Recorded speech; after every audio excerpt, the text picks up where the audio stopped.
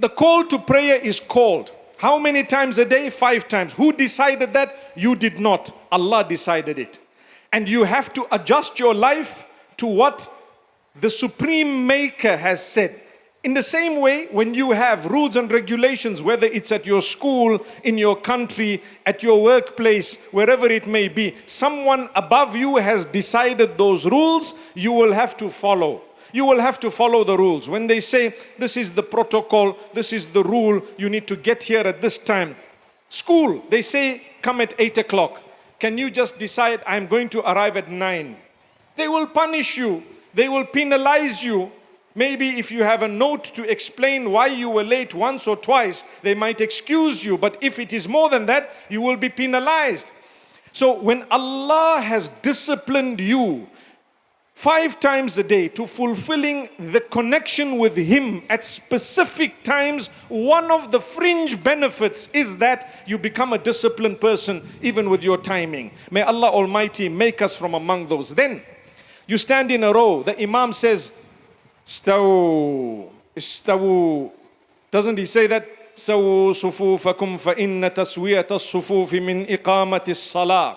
Straighten the rows. Stand shoulder to shoulder. Stand all in one line. For indeed, straightening the row is part of the completion of your salah. Now, when you are standing next to someone you don't even know who he is, or you know who he is and you do not get along with him in the world because he has a business similar to yours, and you know what? You are now in competition with him in business, but in that prayer, your prayer is not complete if you're going to leave a gap there. You need to stand next to him. Why? No matter what, you are part of the ummah. You will have to stand next to the guy next to you.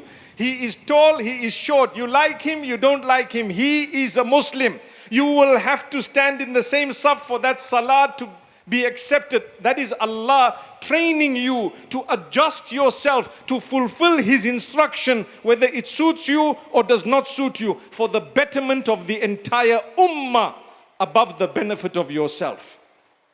I need to stand in a row. I'm one. I'm one of so many. I'm not alone.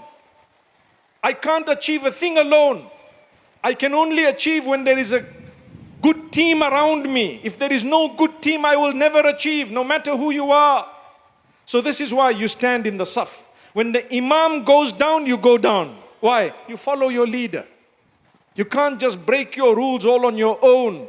This is part of the broader benefit of salah. It teaches you an element of respect.